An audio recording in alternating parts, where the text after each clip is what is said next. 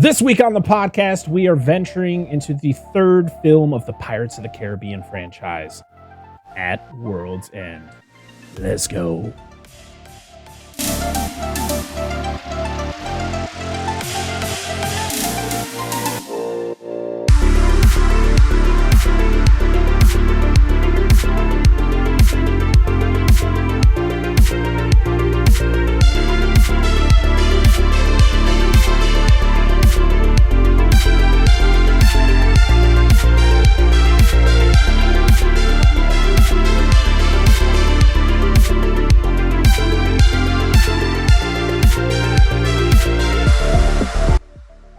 What's going on, everybody? Welcome back to the Dissect That Film podcast, where we dissect the good, the bad, the ugly of your favorite films and film franchises.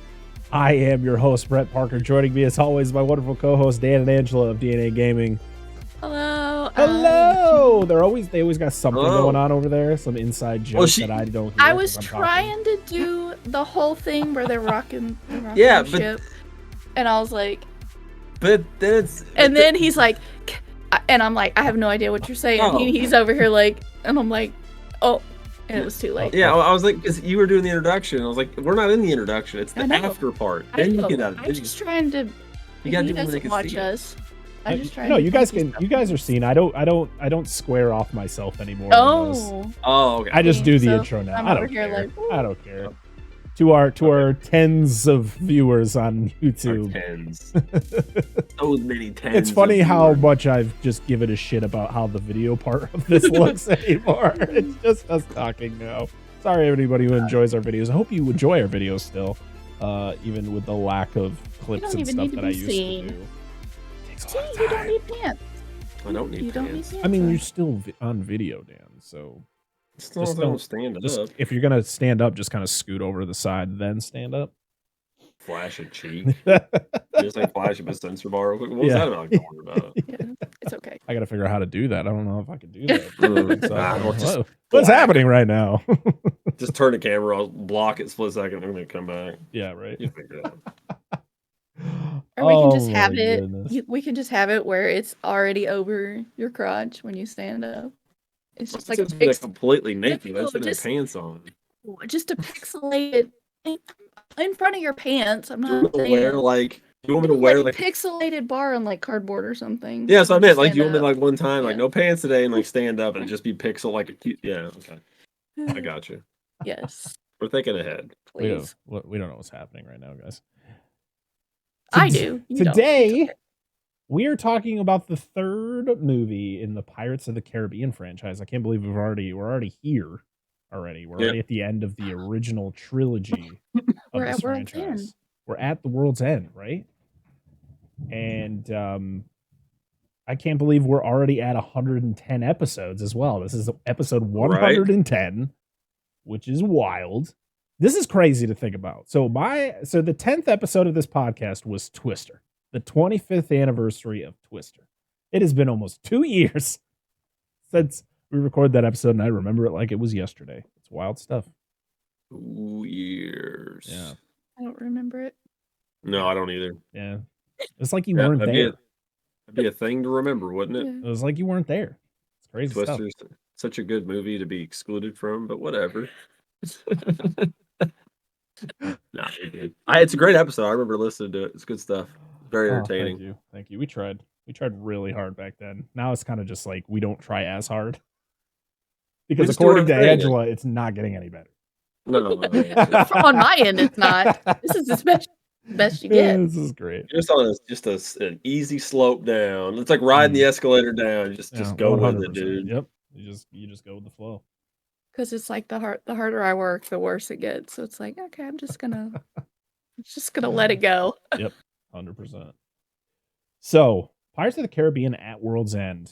This, I'm going to start with you guys on your thoughts on this movie, and then I'm going to retell a story I told in the first Pirates episode, and then share off my something cool that I remember buying back when this movie came out on DVD. So, whoever wants to start this off, what did you think of Pirates of the Caribbean at World's End? I'm trying to collect my thoughts here because we just finished it not long ago. This will be I think the second time I've seen it since we watched it in theater. You said we watched it in theater. I don't remember watching it in theater, but we had to have. I remember seeing it in theaters. I don't know. There's a lot that I don't remember that far back. It's been a little bit since we've watched this. That's true. It was 2009 you know, when it came out. So. No, 2007. This movie came out in 2007. Okay, then we didn't. I thought it was 2009. We were okay. Together. So I saw it without you. He saw it with another girlfriend. Victor was born in 2009. Yeah, that's right. We were together. I keep thinking, oh god. We got married in 2007. Where? Hello. Holy shit. If only people knew how little this argument actually means. So, we have both forgotten important I'm just laughing because it's like a minute-long conversation about when time was, what happened, when... We're old people. I was going to say, I don't remember watching this in theaters, but I do remember watching it. Like, there's several parts that because it has been a little bit since we've watched this, but there are parts that I remember seeing, but I don't know, they just keep getting better and better each movie. But I haven't seen past this one, so I mean, it could take a sharp drop off into Saturn and be shit. But Magic 8 Ball says those results are probable. Carry on. But like it's so good. I love imagery. Oh, everything. Like I can't, like my brain is just like filled with happiness thinking about this one. Just the fact that you see everybody. I like the like he said, the imagery. I like how cinematography is really good too. The part of what that. What's his name? The Davy Jones? Piece of shit. No, the Beckett. Yes. Yeah. Beckett. I like how him and his group and everything is all like bright and militaristic. And everything with Davy Jones is all dirty, sea related and dingy. And I like how they keep with that and like how they keep progressively getting dingier and more. Everybody's so dirty in this movie, except for Beckett and his people. Yeah, they're all clean and like it's just, oh, I love it. I love Tia and her. What she turns. Brush their fucking teeth, man. Eat a carrot or two or something. I mean, they were pirates. They didn't give a shit about their teeth. They gave a shit about treasure. Treasure and rum. Right. I love it. And like, I don't want to say too much because I don't want to give away certain things that happen, but I love it. Mm-hmm. Love it. We figured out time, right? So I can talk about this. No. I think this. I like this one. I agree. I'm trying to think of where it places between all these. It's a good movie. I think they all fit together very well, but they all have a very distinct. Specifically, this one would have the darkest tone starting off. Because I thought you'd think it would be the second one, but then you watch this one, and you're like, this is definitely the darkest one in the franchise, in my opinion. Yeah, it does. It comes out just swinging.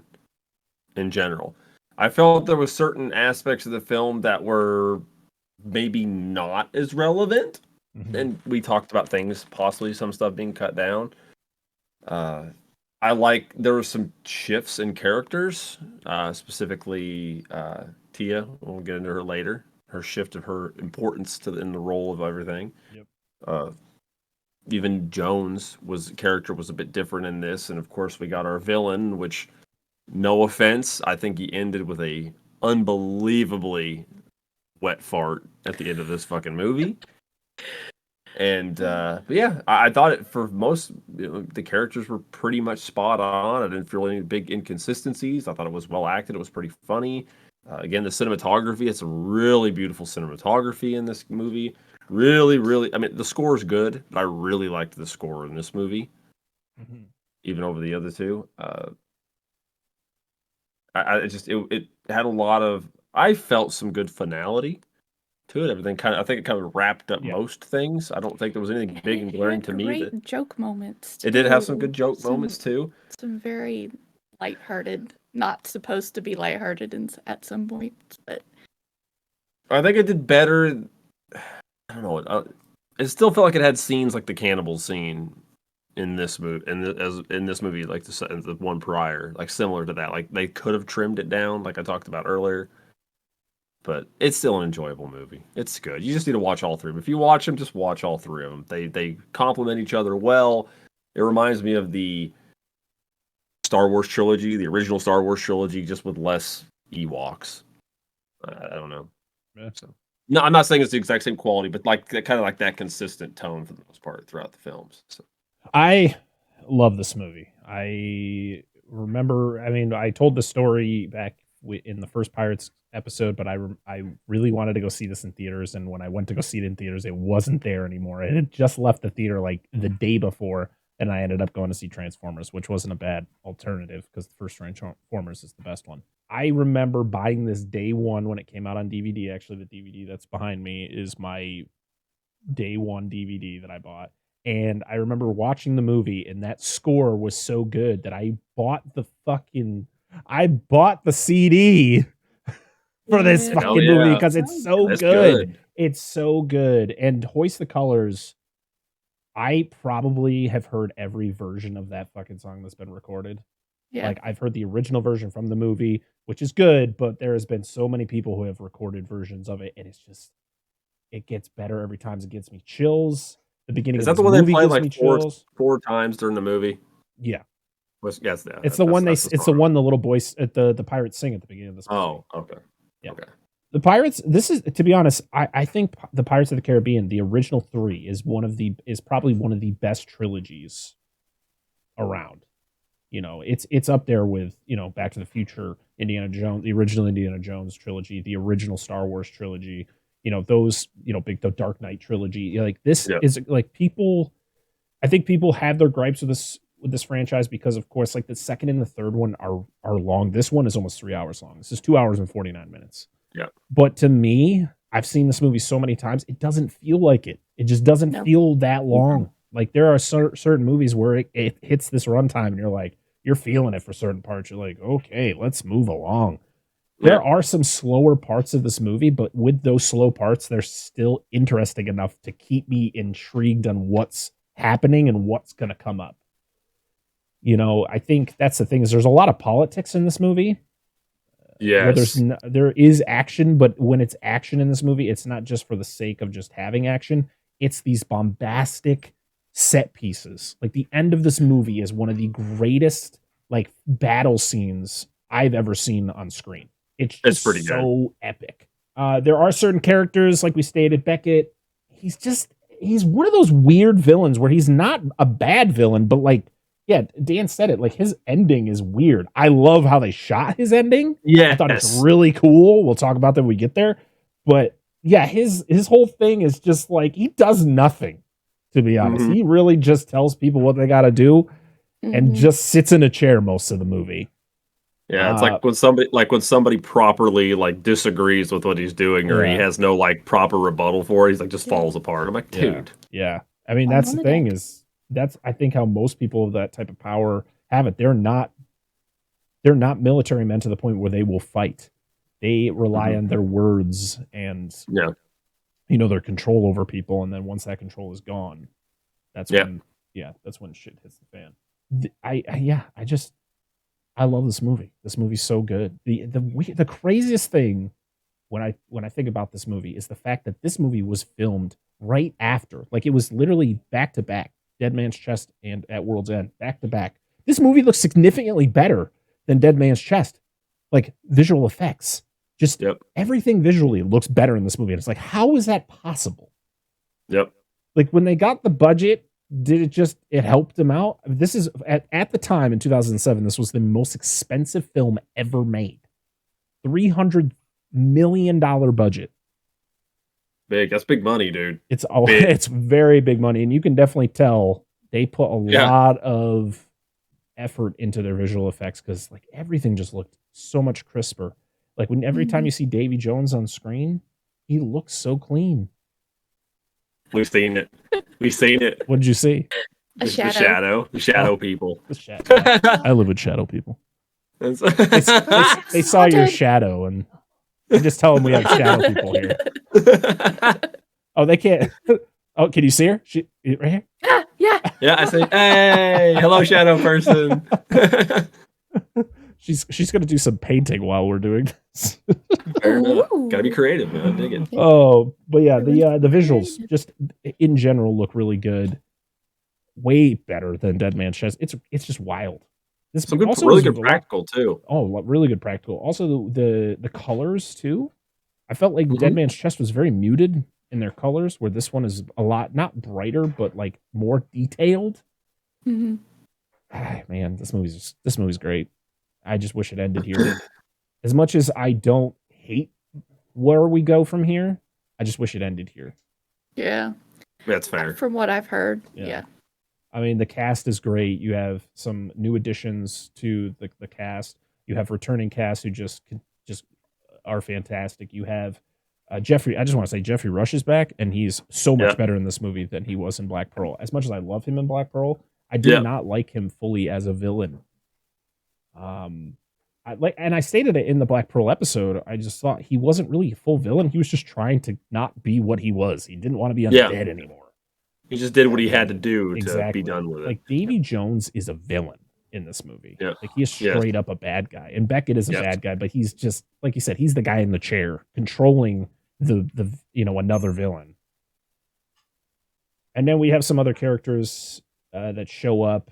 We have, I think the one I want to shout out most of all is Chow Yun-fat, who plays Sao Fang. I liked him, and I liked him in certain parts and didn't like him in certain parts. I kind of felt like he was pointless. I think he was just kind of there because they needed the 9 pirate lords or whatever. Yeah. But even then, most of them didn't do anything until the end of the movie. Yeah, exactly. They showed up and they weren't that prominent. Like, no offense to Xiao Fang or Chow Yun-fat who played him, right? Chow Yun-fat, yep. Yeah, like, and I've seen him in other stuff, and he's a good actor. But like, he just felt like there were just scenes like, why are we doing all this with him? Like, it just felt a lot of, again, this is the stuff that I felt was unneeded to be, or was stretched out unneededly. So. Right. I really enjoyed Jack Davenport's James Norrington in Dead Man's Chest. I liked him like down. He's hit rock bottom, and now he's trying to figure himself out. But then in this one, he's like back to the first one, and I didn't like that how like fast he gets back to that position. Like, I wish he kind of stayed. Like, he wasn't like completely rock bottom, but he was not fully on board with what Beckett was doing. But he was kind of a lame addition. Because I liked him in the last two. I just didn't think he was utilized as well in this movie. Yeah. To be honest, one of my favorite characters in this movie is Rigetti, played by Mackenzie Crook. He's the wooden-eyed guy. He does so much in this movie.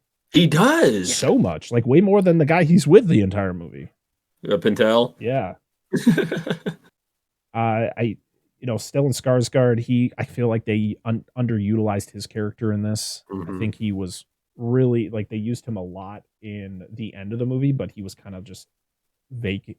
He just wasn't there for most of the movie. Yeah. And Bill Nighy is just going out of his mind playing Davy Jones in this movie. And the fact is, and I watched it's a like going through their career video that GQ used to do. Well, actually, they still do it. And it was a Bill Nighy episode. And he talks about Davy Jones. He says one of the most embarrassing roles he's ever done because literally he's dressed in the pajamas because he's all CG. Yeah. And he's like, I'm acting against Johnny Depp and all these people dressed up as pirates, and I'm in these pajamas doing a crazy Scottish accent. He doesn't sound like that. That Scottish accent is just, you could tell it's very forced. But except for the one scene where he's actually human. Right. Yeah, he does get which is awesome. Split-second scene of him actually being a human. So awesome. Which that's when I would kill. I just love that scene. I would kill for a Davy Jones origin Pirates movie. That would be awesome. Of him becoming Davy Jones, and then of course him turning in that transformation into what we see. I mean, Davy Jones is cool. His design, he looks so much better in this movie, because of how the visual effects look better in this. Yep. And everybody's fun in this movie. There's really not a character even like the characters we mentioned who were like not as good as either we wanted them to be or as they were in prior movies. I had a lot of fun with all these characters. They're just really fun to be around. Even like the Sao Fang's crew, the dirtiest people I've ever seen in my life. Like these people never take baths, ever, never cut their nails. No. Sao Fang has literally nails that go probably a good like 2-3 inches off his hand. Just needs a good manicure. Cut your nails, people. sorry. You do what you got to do. I'm sorry. And he's got ladies taking care of him. They could have done something. They're just in charge of his steam, clearly. Steam or steam. So this again was directed by Gore Verbinski. We talked about him in the last couple episodes. We also talked about how he was the director of The Ring in 2003 or in 2002, my mistake, and he in Mouse Hunt movie that I again stated I love it. Oh my god, dude. I've heard so much about that movie in the last little bit. It just blows my mind. Not that movie specifically, but people talking about it. Again, I got to bring it up because Movie Dumpster, their episode on Of Unknown Origin. Oh, yeah. And how all of Unknown Origin is just a dark interpretation of Mouse Hunt, and you should just watch Mouse Hunt instead. I mean, it's true. Great. Mouse Hunt is great. You need to watch it. This, again, was written by Ted Elliott and Terry Rossio, who wrote the other two. It was produced by Jerry Bruckheimer. Again, Johnny Depp back, Orlando Bloom, Keira Knightley, Stellan Skarsgård, Bill Nighy, Chow Yun-fat, Jeffrey Rush, Jack Davenport, Kevin R. McNally, and Jonathan Pryce. Even though he was in that movie for about 2 minutes. This was, again, the score was done by Hans Zimmer, and it's possibly one of my favorite film scores of all time. It was released at Disneyland on May 19, 2007, and released in the United States May 25th, 2007. So as of this recording, it's 3 days out from its, or 3 days after its 16th anniversary. 16 years! I can't believe this movie's been out for 16 years. It's crazy. Yeah. Had a runtime of 2 hours and 49 minutes with a budget of $300 million. It made $961.6 million, being the highest grossing film of 2007. Also, the highest budgeted film of all time at the time. Yep. Crazy. All right. Are you ready to hop into this plot? Let's do it. Let's do this. So this is possibly the greatest beginning, one of my favorite beginnings of a movie. The opening really of this is great. We got mass executions happening where it's just long lines of, as they state, pirates or people associated with pirates or people helping pirates. And this is where we get Hoist the Colors being sung by all of the prisoners, which I guess the origin behind the song is literally because they sing that song. That is what is supposed to be like a calling card for the pirate lords to join up at the Brethren Court. That's why they sing it. Oh, that's okay. That's what they were talking about. Yes, the song, because that's what Beckett wants. Because he remember when the guy comes up, he's like, they started singing, and he's like, I knew it. Yep. That's what he was wanting. But I think the saddest part of the whole thing, I mean, yes, people are dying, but seeing a child being brought up singing the song, and then you get the image of the executioner pulling the lever, and then you get the beautiful title card. Yeah, it's good. It very much sets the tone. It's really good. I just love though when that guy does come over, he's like, Lord Beckett, they started to sing, and I wanted Lord Beckett to be like, no shit, I'm right here. Yeah, no, like you can't hear the entire fucking line singing. What do you think? I just hold my ears? I can't hear you. And then it cuts to Elizabeth singing the same song as she is rowing through the waters of Shanghai. Oh, no, not Shanghai, Singapore. That's where they are. Yeah, sorry. She meets with some really shady men, and Barbossa shows up, and you're like, oh shit, I forgot he came back. Yeah. And he's great. Jeffrey Rush is awesome. He is having a blast as Barbossa with just just that ridiculous accent he does, and it's just so good. So they are there for a meeting. They are meeting with Xiao Fang, who is one of the pirate lords. And while all that is being done, that is when the rest of the crew is underneath, and you get some early snorkeling going on here. Yeah. Which is great. Yes. Yes. And they are going to break in from down below. There's this whole plan in place. And it ends up being really cool. So yes. Elizabeth is forced. They bring her in. And of course, they're perverted. So they make her strip down because they're like afraid that, just because they're afraid that something might happen.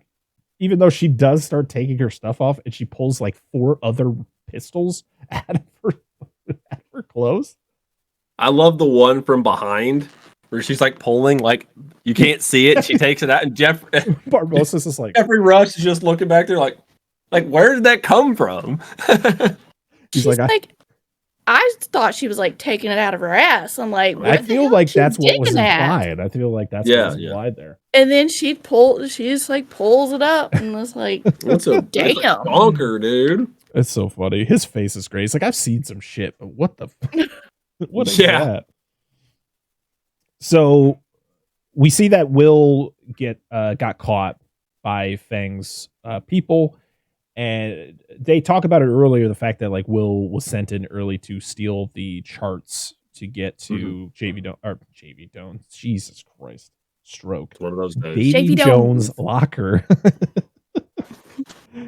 And yeah, he gets caught, and so they have to make like some sort of bargain. But at first, they're trying to play it off like they don't know him. But of course, Elizabeth can't. Like, she like makes a noise when they're about to kill him. Yep. So Barbossa tells Fang about the Brethren Court and that they need to convene. And of course, so they're just like, well, you can't really do it without Jack. And it's like, yeah, we got plans. You give us the charts that we need, and we'll figure stuff out. And a crew and a boat. Yes. So this is when we get the really perverted part where our boy Rigetti sneaks a peek. I was like, this is a Disney movie, people. Come on. What are we doing? Right. But I mean, I do find it funny though when she moves out of the way when Pentel comes in, and it's the big big Asian guy. Yes. And he just looks at him like, oh, come on. Yeah, what are you gonna do about that? Man's got a shovel and he's large. So yeah, they gotta go get Jack, and because he has one of the 9 pieces of 8, which I was always confused about. Why is it 9 pieces of 8? That's what I was. I'm like, never clarified. So this is when we get the huge fight inside of Fang's little hut there. I love it how they like knock the guys out below, and they're like, he's asking for more steam. Yeah. And that girl is so scared. She's like pulling the lever and nothing's happening, and he's just like, more steam, and she's like, I'm just trying. What do you want me to do? I just pulled the lever. I don't know. You know what it reminded me of when they pull the steam line and you get the little flippy cards there? The Flintstones from the 1994 Flintstones movie. That's just how everything looked, because of course it's back in the prehistoric times. So yeah, you get the cool fight where the guys below throw up their swords. They're fighting in Fang's little hut there, and because Beckett's men come crashing in. Okay, I have I know why, because I have heard pieces of 8 before. Okay, so this is from chistory.org. I'm just gonna read an excerpt. So cutting money was not illegal like it is now. In fact, it was expected that to make change. They literally cut the coin into 8 pieces or bits. Hence, the British called the Spanish dollar a piece of 8. And when they said something cost 2 bits, that meant it cost a quarter of a dollar. Because 2 bits of 8, a quarter of a dollar. So there you go. That makes sense. Spanish. Look at that. Spanish history, currency. Guys. Dan brought you some history. So yeah, there's a huge fight that ensues as Beckett's men storm in. I love the little dude who comes in with the big gun. He shoots it, just flies back. Yes. He does it again later, but he's all strapped in. I love it. We get to see he's it again. braced this time. So good. He learns. Yeah, he went fast. So then Will and South Fang, they meet outside while everything's still happening, and Fang makes a deal with Will that he will help him get the pearl if he gets Jack. But Corporal Fuckface hears him. Yes, freaking! I don't even know his name. He's just Beckett's lackey to me. I corporate fuckface is good enough. We'll go with that. Because he is a piece of shit. And he dies in the most glorious fashion. Yes, spoiler, he dies, and it's so good. Yeah. So Tia Dalma's there, and she senses something's wrong, which the something wrong being that Davy Jones is not as he usually is. He is actually being controlled by Beckett because Beckett has his heart. So, yeah, Beckett is told about the Brethren Court. And he really wants to know where it is. Norrington is tasked in some executions. I thought in this moment that Norrington was getting the execution notice for the governor. And that's what I thought the governor was getting, was like his own execution notice, but I don't think that's what it was. No, because they don't bring up his uselessness until later. Yeah. It's a little bit after. I wrote that in there like, oh, this is when the governor is going to die. And then it doesn't happen for like another 20 minutes. So I was like, oh, okay. I guess I just misread that one. So this is when they have one of South Fang's ships. They're going through like the coldest part of the world. Everybody's frozen. This is so great. You have Monkey Jack. He's cold. He's shivering, which I guess was real. They actually got a trainer to get the monkey to actually shiver. That's cool. Yeah. I had to take some training. I love that there's just one guy who's just frozen solid. He's just there. I didn't see that. He's the guy sitting across from Rigetti and Pintel, because they're talking, they're cold and they're talking to each other. And it's literally one guy's just like frozen there. I just remember the dude's toe. The dude who's like, oh, feeling his foot, and then his toe pops off. Oh. Yeah. It's so good. So, yeah, they got to go to the end of the world. That is pretty much where it is. So, this is a great episode for all you flat earthers out there. This is what this movie is clarifying, is the world was flat back when pirates sailed the seas back in the mid 1700s. All right. Yeah, then it became confirmed a globe. Then it became a globe. Yeah, that's how it worked. Yeah, but you guys keep taking your levels on planes and let me know how that works out for it. Okay. Well, they got to the end and then they turned around and went back the other way and went to the end. 100%. Zigzagged all the way. That's how it was. So, yeah, they got to go to the end of the world, to the land of the dead. And you get the whole saying of, it's not getting there that's the problem. It's getting back. Yep. They Beckett and his lackey there, they're complaining because like they have control of Davy Jones, but Davy Jones is a loose cannon. He's literally like coming up and just ravaging ships. Yep. Which is not what he's supposed to do, like in his actual job. And we talked about it in last week's episode, the fact of like what Davy Jones's job was supposed to be. We'll talk about it more because it dives into it in this movie about what his purpose was. So we'll talk about it later. But at this moment, he is a loose cannon. He is just destroying ships. Beckett tells him to do as he's told. And that's when you learn that his pet is dead. The Kraken is dead. He says, I thought you would have learned when I told you to kill your pet. And I was like, fuck it. This is what makes Beckett a villain. Like the fact that he tells another villain to kill his gigantic fucking octopus squid thing. I'm curious. How did he kill it? That's what I was wondering. I don't know, because when you see, I don't know, like how do you kill something that large? Right. Especially when it's underwater. Yeah. Majority of its time. Did they just shoot it with cannons until they finally got it? Like I feel like it's a squid octopus hybrid. Well, I guess thing. The Dutchman can travel underwater. That's true. So that's probably how it did. But what I was gonna say is, we get that scene. I wanted to see that. That would have been great. You know what I wonder is if they knew they were going to make these two movies back to back, but I wonder if the Kraken was like this dangling thread that they didn't know what to do with in this movie. Right. Yeah. Because it wouldn't have made any sense if it was alive. Well, they could have still made it work. They just had to, because it goes after boats. Like Davy Jones marks them. Yeah, they could have also killed it in the movie. Like they could have been like during the Maelstrom scene or during any earlier scene where like it gets killed. Like Beckett like finds some way of killing it, like luring it to the surface, and then they kill. Like I don't know.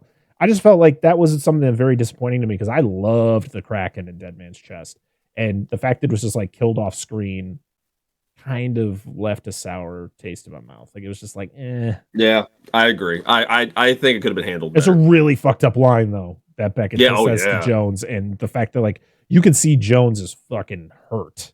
He's like, I want to kill you so bad.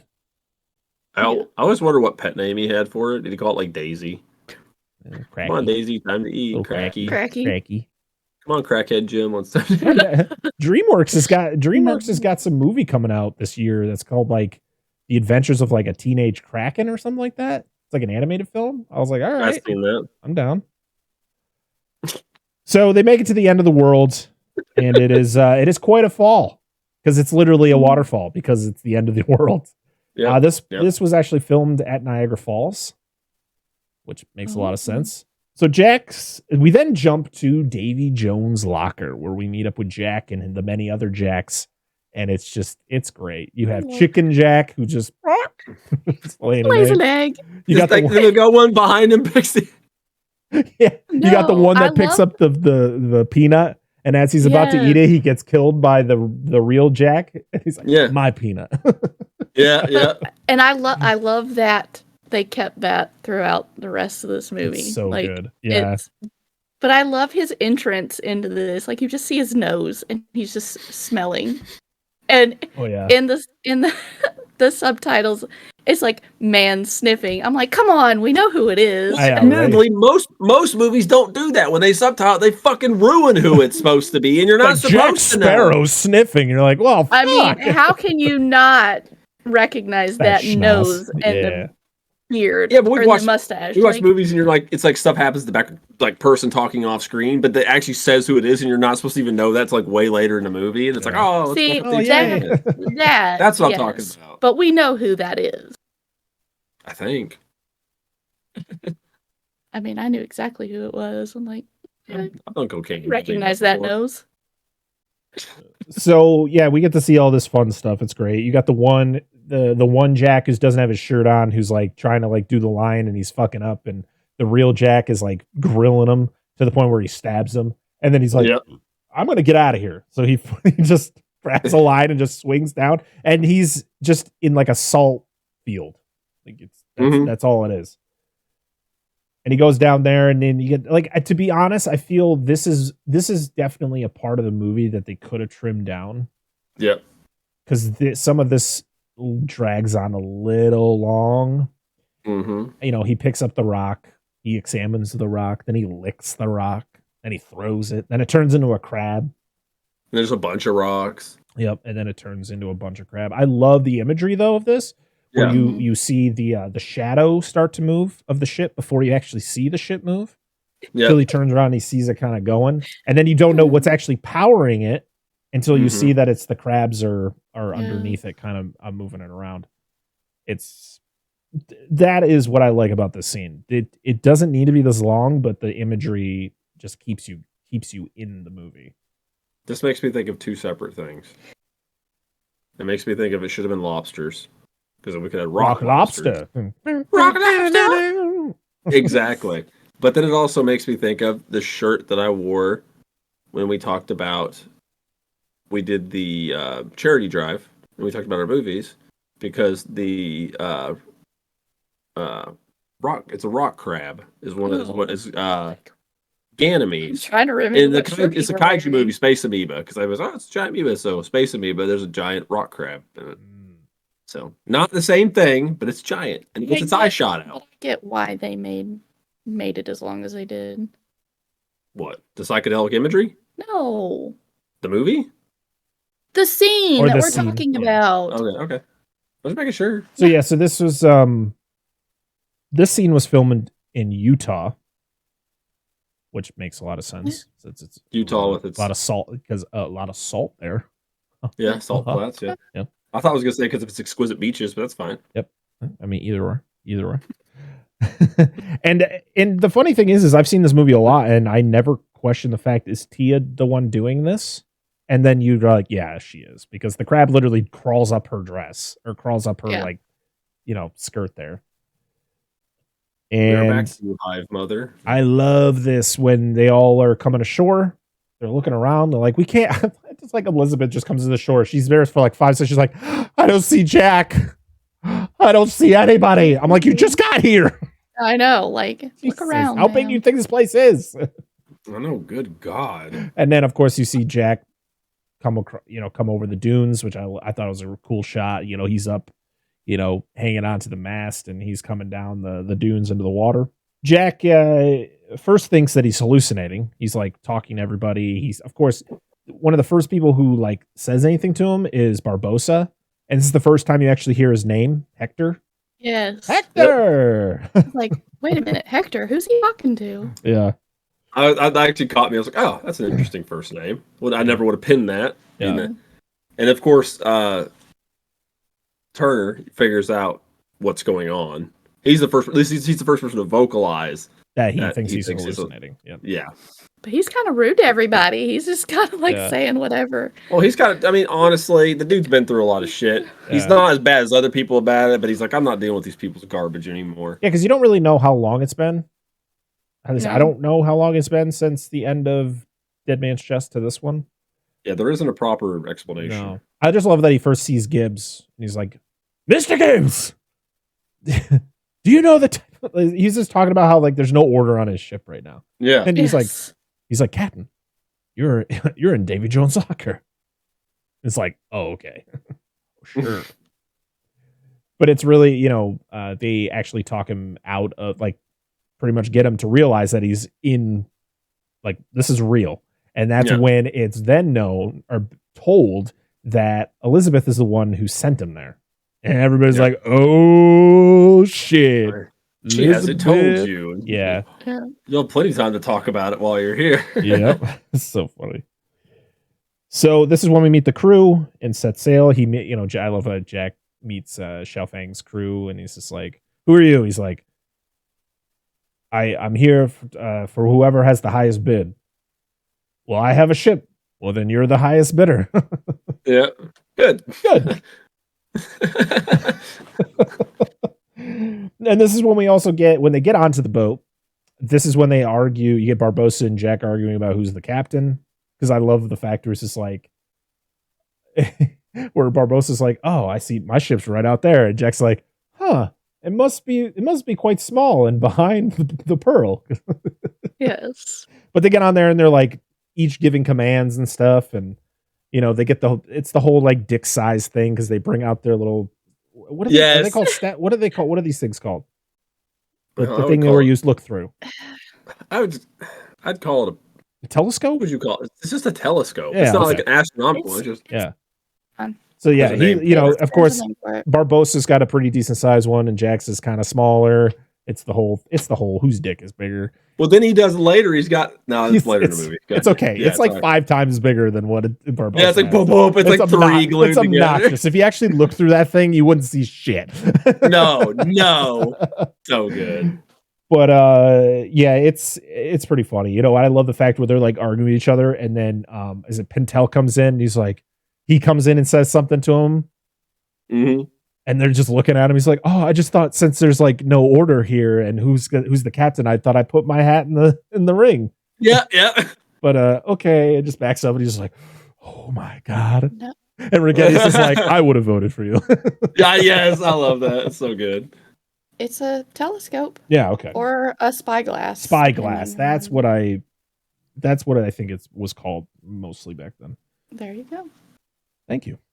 Look at you guys bringing all this information that I clearly an idiot. We're hoping today. But it's like there's sometimes you say something and my brain knows what it's supposed to be and it just eats away, and that's what you guys are going to be tasked with. Just anytime my brain farts and we can't think of what we're talking about. No, I'm not going to ask. You guys just need to automatically just go, all right, look this up real quick. What the fuck is he talking about? I don't even know where I'm at half the time, so don't expect that to work. So this is when we get the cool scene of them going. They're still in the land of the dead, I guess, as you want to call it, or in Davy Jones' locker. They're going through and they see the souls in the water traveling, and then you see the souls in the boat. And this is when you also get the whole thing of Governor Swan has, his purpose is through, like, and so that's when you see him. Elizabeth, of course, freaks out. She's trying to get him to come onto the boat. Of course, the whole thing where it's like, Elizabeth, are you dead? She's like, no. And he's like, I think I am. I was like, ooh, that hurts. Yeah. You don't know how he dies. No, you don't. You just know that Beckett is behind it. Way to find out. Yep.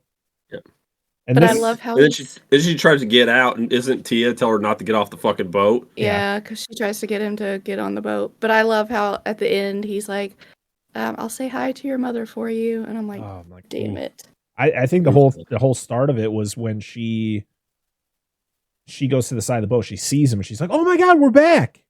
And that's when Jack's like, "We're not back." I was like, "Ooh, ooh." Yeah. Listen, Governor Swan, not a character who does a lot in this franchise. He's mostly just kind of he's just bumbling everywhere and getting thrown around. He's the dad from Aladdin. Oh, he's the Sultan. He's the Sultan. Yeah, okay. He's just there. That's a good comparison. That's a good comparison. But you don't really want the guy to die. He's not like offensive. No. He's kind of like a likable oaf. But you know, not so much of an oaf, but you know. But this whole scene, I mean, this whole scene, it hurts, especially with how you've seen these two characters together, and of course, it's a main character's father and somebody who has been there since the beginning. It hurts seeing the kids in the boats too, like the twins, kids and shit. Two little girls. That was like little girls. I guess they were twins. I don't know, but like. And this is when Tia comes out and she says, she tells the whole thing about how Davy Jones is supposed to be the one ferrying these souls. That was what he was tasked with, but they're like free because like she seems like she's choked up about it too. She's like, these souls are supposed to be in the care of Davy Jones. Mm-hmm. I was like, God, I really want a Davy Jones movie. Yes. So the governor. So we get the whole thing with that. This is when also you get told about the heart. The governor actually talks about the stab the heart. The Dutchman always needs a captain thing. Yeah. The whole line. Yeah. This is when we then get Jack having an existential crisis on whether or not he should stab the heart or not. This is when he's got like the two guys on his shoulder telling him what he should do. They're like hanging from his beans. Yeah. And he figures out how to get back because as this is going on, he's looking at the chart and he moves it because it's like a cool little device where it moves different parts and it like lines up and it says like up. What is it like green light at sunset? Up is down. Yeah. And so he doesn't realize that until they're like drifting forever. Then he turns it and says up is down. Right. And then this is when he just starts doing shit without telling anybody. He's just running. He's like, "Oh my god, look over there!" And then runs back to the other side and does the same thing. And they're just like, "I just love Gibbs." He's like, "All right, I guess I'm following him. I don't know what the hell we're doing." And everybody else is like, "Okay." And to the point where that's what like Barbossa picks up on it. Everyone kind of picks up on what he's doing, and it's like, "Oh yeah." I just love Pintel and Rigetti are so funny in this one. They are the funniest characters in this movie. They literally are like, "Hey, let's tie ourselves to the mast upside down because we're gonna flip us." Is this where Barbossa, where he's lost his eyeball and it's rolling back and forth? Yes. Yeah, the monkey. Yes. The monkey took it. Yep. But then Barbossa puts it in his mouth and sticks it in his eye. So funny. Like, ew, so gross. So they get the ship to flip upside down, and I like the shot that they do where it like flips the camera, so you see the ship looks like it's upright, but it's under the water, and everybody is. Of course, they show Will like looking like he's gonna drown, but that doesn't even it doesn't go anywhere. He's like, guy that gets hit with the cannon, no, I wrote that in my notes. I was like, that poor guy who gets destroyed by the cannon. Holy Jesus. And I just love how everyone reacts too. They're just like, ooh. He was fine falling off. He probably would have been fine. No. And that cannon just smacks him, right? Dude, this is just a long line of scenes in these movies where it's Will being stuck to the fucking cargo net or trapped under shit under the boat. This is just another one of those scenes, man. Well, you got to think like, so they have to go through all this to get back to the land of the living. This is how the Flying Dutchman travels all the time. Mm-hmm. This is how, because it travels to the land of the dead all the time. Mm-hmm. And so this is how it gets back and forth. Yeah. But I don't think it has to go by the logic of what they have to do. No, it's probably a lot simpler for them. Yeah, that's what they're supposed to do. They're supposed to be there. He has more control over what his ship does. So the flash of the green flash that causes them to come back. That's an actual occurrence. It's a phenomenon that happens. It's very rare, and it happens on it can either happen in sunrise or sunset. And I guess it's so it's caused by a refraction of light in the atmosphere amplified by a mirage, which is cool. The weather was some swamp gas, a weather balloon. Yeah, Bigfoot's farts. I don't know. Yeah. Tell that woman she doesn't go get a makeover, and she don't need no man, and she's get a job and call an interior decorator. Men in Black. It's when they flash the one wearing an Edgar suit. Yes. I don't know why. I just read that. Is this another women should be in the kitchen? No, it's not. It's just about. Because it's a joke. It's a joke. I swear, it's a joke. It is. I don't believe. We have jokes. I was raised by my mother. I was taught to do a lot of stuff in the kitchen. But we have jokes since day one. One of his ones that he uses all the time is, "Do you know what time it is?" Oh boy. Are you? My mom asked me, like, "Hey, what time is it?" Like, I don't know, Mom. There's a clock in the kitchen, isn't there? It's a joke, people. Calm the fuck down. It's just I'm not sexist towards women. God. I love it. God, I can smell that 1-star review coming. I know. Dude, when she starts going, I'm thinking in my head, 1-star review. Here we go. Here we go. Anyway, go ahead. Listen, you might think every time we mention it that it's just us being petty, but it's just a joke now. We don't care. Mm-hmm. We don't want to get 1-star reviews, but you know what? There's nothing we can do about it when it happens. So you should. I want somebody to go on here and give us a 1-star review and say, greatest fucking show I've ever watched. 1-star review. or listen to. Right. Oh, no.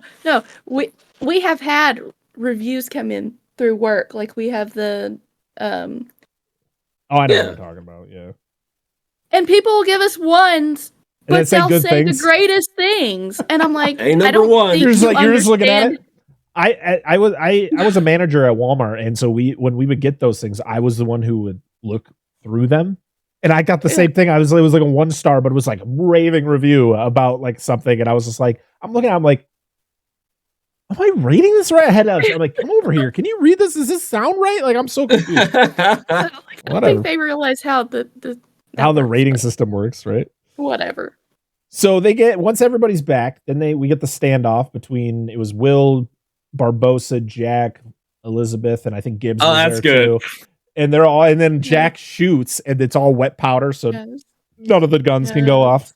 But you missed the best part of it when everybody does it, and then like Jack doesn't know who to point, so he points it at Elizabeth, and then the monkey fucking points a gun at the parrot. I'm like, why? Not the parrot. Squawks or whatever. The parrot. So funny. The parrot should have. I wish the parrot had a fucking gun. The parrot had the best lines. Hide the rum. Yeah, hide the rum. Dead men tell no tales. Yep. Again. Abandoned ship. Just flies away. Parrot knows what's up. Smart bird. So they are going to go to... So this island wasn't Shipwreck Cove, right? Which one? The first one they go to? The freshwater one? Where they find the Kraken dead on that's not it. Okay. So they go to this island. They go to an island.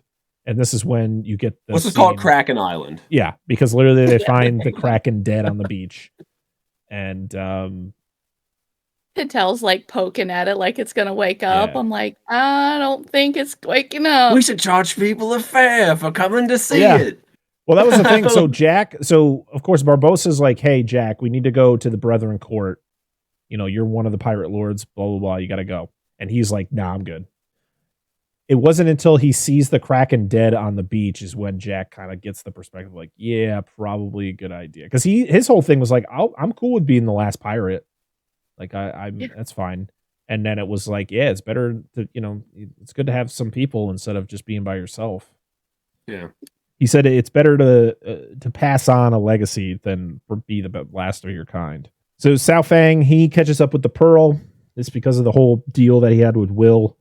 Because Will led a mutiny to take control of the Pearl, and Jack is taken to Beckett. Mm-hmm.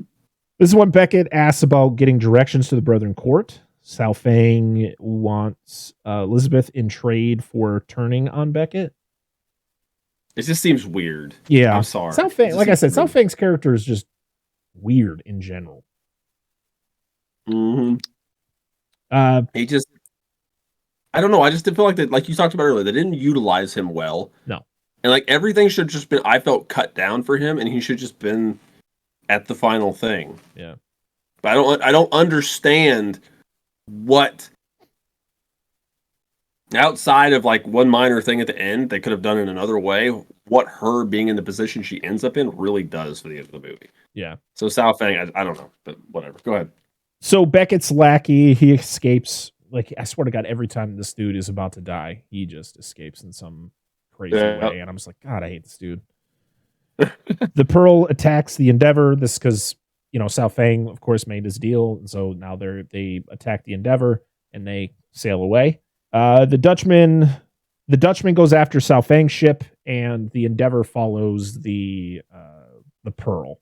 That was the whole thing. That's what Beckett tells him. So the Dutchman catches up with Sao Fang's ship. Before it attacks, though, we get Sao Fang meeting with Elizabeth, and he thinks that she's Calypso, who we didn't mention about. Calypso is was like a goddess of the sea. Like, she literally controlled the seas, but she was trapped inside a human body. Yep. And so he thinks that Elizabeth is Calypso. She kind of plays along with it. And then the Flying Dutchman destroys the ship, and he gets killed and makes her captain. Yeah, he gives her his piece of 8. Yep. And it makes you captain. So this is when we get a reunion with Norrington. He is kind of the head dog here on the Dutchman. A little bit Admiral above. Norrington. Yes. Yeah, Admiral Norrington. But yeah, he is Commandant. He is in charge of making sure Jones is under control. Commodore, sorry. Yep. Yeah, Commodore 64. That's what it was. Video game console. PC. And this is, and Elizabeth is mad at him because the fact that her father's dead, and she thinks that he knew about it, but he's like, I didn't know anything about it. Yeah. I swear to God, I didn't know anything about it. And he's still in love with her. And he kisses her. Yeah, it's weird. It's like, so weird. She's got to stop kissing. Well, that's not yet. The kiss happens later. I know, but she kissed. She kisses everybody. I know. She kissed Sao Fang. Well, that was forced. I know. That was forced on her. Yeah, that was. She keeps kissing everybody, and I'm like, come on. So she decides. Well, at first he's trying to get her to stay in his quarters, but she's like, no, I'm going to hang out with my crew. I'm the captain of the ship now. Because I love at the beginning of the guys, she's not my captain. And then it says, who's the captain of the ship? She is. Yep. She gets to meet Bootstrap Bill Turner, who is, it's like Davy Jones wiped his memory because he has like short-term memory. Because he's like, now he's like the guy from the second one. I can't remember what his name was. The dude who was like part of the ship. Yeah. He's like part of the ship now. Where he like literally comes out of it to talk to her, and he has like the whole conversation about Will and all that, and then he goes back into it, and then she tries talking to him again, and it's like a record where he just repeats exactly what he was saying. Yeah, he has Alzheimer's. Mm-hmm. But I like his makeup. It looks way better now. I said everything about this movie just looks better. Well, he's progressing further into that. His progression in his. Again, he is the only one who has practical makeup. Whatever it's called. Becoming part of the boat. Yeah. Yeah, he's the only. I like that. Only crew member of the Flying Dutchman to have the actual practical makeup on. Which is awesome because I love his. Like, he's got things coming out of his neck that move. And it's not just the starfish on his face. Yeah, because it shows that he's still human in some way, because you could tell every other crew member on the Flying Dutchman is some sort of sea creature. Yeah. I like the one guy who's a pufferfish. Like his head is a pufferfish. He's the one who has like the spiky face. Yeah. I just wanted him to blow up. Like somebody were people just think he's super defensive about don't eat his head. It's poison. People think he's got like a glandular problem. Like, no, this is Are you okay? You're leaking. Well, and I like the guy that's an eel. We're just fucking eating people. Yeah, I just expect him to do that. It's like, where was this guy in the last one? I don't remember him. Yep, he's dope. The other one that I forget what they're called, but they've got all the like teeth, and they've got the round, like a suckerfish, like a lamprey or some shit. Like a lamprey. Yeah. When they're when they're fighting and he like sucks on the guy's face. Yeah. And it's like he like just eats his head, but like sucks on his then head. You get like strong Peter Jackson Kong vibes. Like, whoa. Yeah. This is like Vor or some shit. Please take this away. Stop, Disney. I love they're so different. Mm-hmm. Like you don't really see anything like up close. You don't see anything that's the same. Like further back, you probably see more. But like what is there gets your attention. And they're all different. It's great. Who's the dude that's like a suck ass fish? Like who's like this is a terrible like, oh, you're the fucking shad. Like you're just like who's the suck ass fish here? Like here's the one that's just like this worst sea creature you could be based upon. Like that's you little bitch. Now clean the floors. Like I don't know. That's funny. You got the Finding Nemo out there with the little.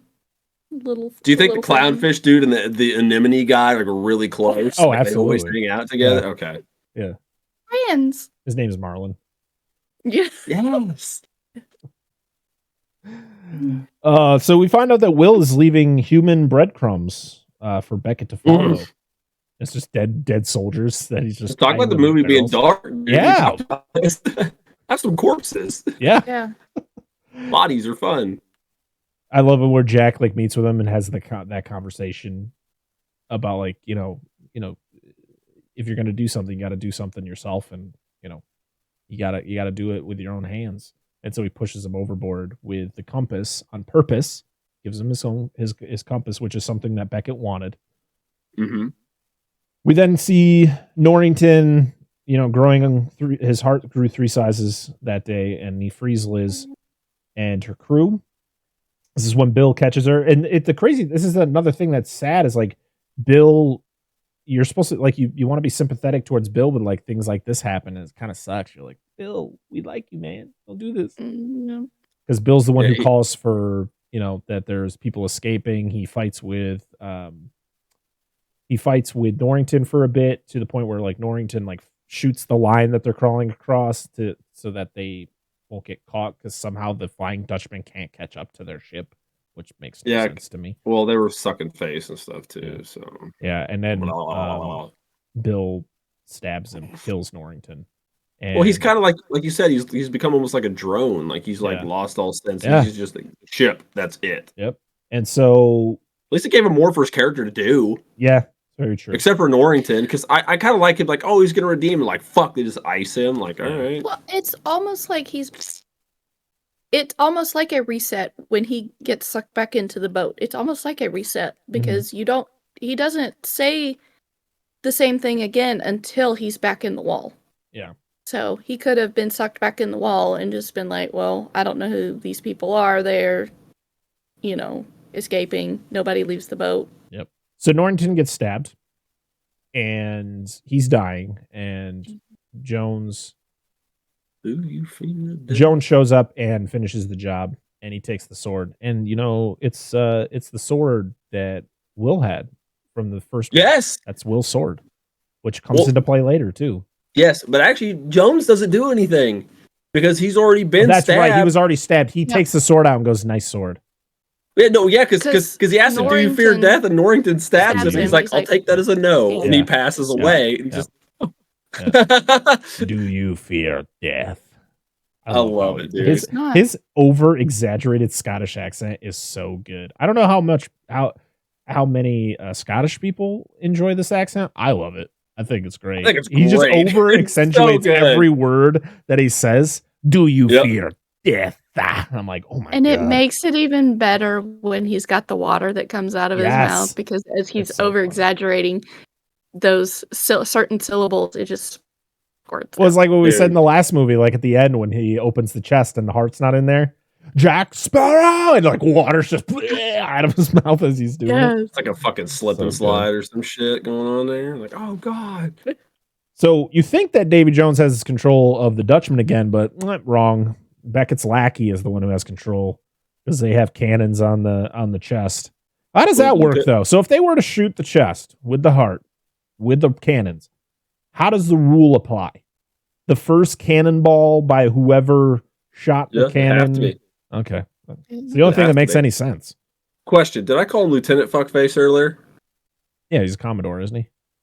Well, no, I was gonna say it'd actually be lieutenant because that's how the lieutenant. Yes, the British say lieutenant. Yeah, well, Beckett actually, the guy that Beckett always interacts with is a lieutenant. That's how he says it, lieutenant. And I just remember watching the Sleepy Hollow show that came out like 5-6 years ago. It's probably longer than that now. But every time Ichabod would call the woman that he was hanging out with, because she was a lieutenant in the police force, a lieutenant, I'm like, what the? I'd never heard that. Yeah. Or I just never paid attention enough to hear it. And I was like, what the fuck is he saying? Yep, spelled the same. Yep. It was like Colonel. So stupid. Colonel. That's Colonel, everybody. There's no R. What are you talking about? This makes no sense. I'm Colonel Homestar, the homie. Do you got what it takes to join my army? Do you got the $5, Lieutenant Benedetto? Only some people are gonna get that joke. I'm sorry. That's obscure. So we find out that Tia Dalma is Calypso. We get the whole thing where like her Barbossa and her are talking, and I love the fact where she grabs onto his hand and his hand turns back to a skeleton. Yes. And he's like, send her to the brig, and then he like rubs his hand like, fuck, that sucks. He does it a couple times in the movie. Scary. He like weighs it, dude. I just love the line he says to Pintel and Rigetti, where like, put this fish bride in the brig, and Pintel's like, come on, Mrs. Fish. So Davy Jones is summoned to a meeting with Will and Beckett. I just love how cocky Will is in that whole situation. Oh yeah, and then of course when Will's like, "Oh yeah, Jack sends his regards," and he's just like, "Excuse me." He's like, "Oh," and he looks at Beckett. He's like, "Oh, you didn't tell him." And I love Beckett's face too, because Beckett's like, "Fuck, I wasn't planning on telling him." Yeah, maybe you should have left that part out. Oh, Will's just cocky as all hell in this scene. Oh yeah, he is. And this is when you find out that Calypso and Jones were a thing, and that she was the reason that he cut out his own heart, because she is the one who tasked him with, being the captain of the Flying Dutchman, ferrying souls, and all that stuff. But she wasn't the reason he looks the way he does. But you find out why in a little bit. And yeah, he gets told that Jack escaped the locker, and he's like, how was that even possible? For one, you are Davy Jones. How the fuck did you not realize that Jack Sparrow or anyone was in your realm? Like, that's your realm, man. Where were you? I mean, I guess he was under control of Beckett, so I guess that makes sense. That could be the reason why. He needs to buy a different padlock, keep you from getting out, dude. All right. These damn flimsy lockers. Just use a crowbar and pop out of there. He needs to change his code. Half barrel his hinges. Access code. Half barrel hinges. Yes. And so a deal is made where Jones's deal is he wants Calypso dead. And Will's is that his father gets set free. And then Beckett's part of the deal is to get led to the Brethren Court. Mm-hmm. So the court meets. We get the pieces of 8 collected. We get that the wooden eye, Rigetti's wooden eye, was Barbossa's piece of 8 the whole time. And I was like, I love that this came around to be this. Well, no wonder he kept. Oh, go ahead. Sorry. He kept up with it. Like, oh yeah, he was so concerned every time it was out. Well, see, then that makes sense because they talk about like, why would it be on top of the whole pirate brethren being broke when they first met together? But don't make it money. If you make it unassuming items, people won't give a fuck about them. Well, that's the thing is when they collect them all together and they're just like, I think it was Pintel who's like, that's not like those. What? That's not pieces of 8. Like what? Yeah. Yeah. Just junk. Sao Fang's piece of 8 was, you couldn't tell that what it was. Like no. It was that little ball thing, right? That Barbossa puts in the eye. Yeah. Yeah. One dude had like a broken bottle, a playing card. Yeah. Like, yeah, I mean, that's what you make it unassuming and people won't. Because then you're not because Beckett the entire time thinks it's actual pieces of 8. Yeah. He literally has them lined up. Only seen that. Yeah. Because that's all he's seen. But I just love that Rigetti's eye comes back, and that is what I mean. I feel like it wasn't the whole purpose behind it in the first one, because kind of the way he talks about the eye. But I do like the fact that it comes into play later on. Yeah. So it's the whole Brethren Corps. It's literally, it's like their whole argument is whether or not they should free Calypso. And so you have, pretty much like half the room wanting it, half the room not. And then you get the whole thing where it's just like, well, we need to follow the rules. And somebody says like they don't want to follow the rules, or they need to, or Barbossa says something about, what was the thing he states that brings out Keith Richards? Says something about the calling forth Teague, Captain Teague. Is he Captain Teague? Yeah. Okay. I'm pretty sure. I could be wrong, but I'm pretty sure that's the guy, because he's the dude. At first I was like, oh, that's Blackbeard's name, but no, his last name was Tetch. Damn it. Yeah. No, I can think Tetch or Teach, however you say it. I think it's Teach. But One Piece, thank you. Yeah, I love that Keith Richards is this guy, is Captain Teague. He's like he is the head of like the pirate code. Like that's his job. Yeah. And I thought it was fun because this is who Johnny Depp modeled Jack Sparrow after. Like this is his biggest inspiration for the character. Yeah. And the fact that he plays his father, I just thought it was great. And he comes back later in the franchise. Spoiler alert. Oh, does he? It's fun. It's not. I mean, he's definitely not a character who plays huge significance in any of the stories, but it's just cool to have him as like a callback. Like, hey, what's up? He looking old though. I'm surprised he's still alive. He's like 135 years old now. Dude, all the drugs and shit this motherfucker did. I'm surprised he's alive too. No, he's probably radioactive. That's putting him together. Goddamn, Rolling Stones are still touring, for Christ's sake. It's like that's what's holding him together. It's like the episode of Simpsons where Mr. Burns goes to the doctor, and the doctor is like, well, the reason you're still alive or have lived this so long is you have all these diseases that are trying to get into you at the same time, but they can't. Because it's like a bottlenecked entrance. It's Three Stooges syndrome, they call it. So he's like, so you're saying I'm immortal? He's like, good God, no. Like the slightest breeze could kill you at this point. It's like that's a great line. I love it. That van that my sister had, they went years without changing the oil. I mean, this van sounded like absolute garbage. It's one of those, we'll just add a quart. Nope. The first time they got the oil changed, it broke down on the side of the road and it was done. You shouldn't have changed the oil. Yep. I've gone a couple thousand over my, what I was supposed to, and I'm like, this was like 3 years needed to be changed. I'm surprised that engine didn't blow. Most modern engines and stuff like that and oils are supposed to go for like 5,000-10,000 miles on average. Yeah. Not even counting the expensive ones that go 20,000 miles anymore. No, this was like 3 years over. Was this the Hoover van? It was the red. It was a Pontiac. It's the Transport. Yeah.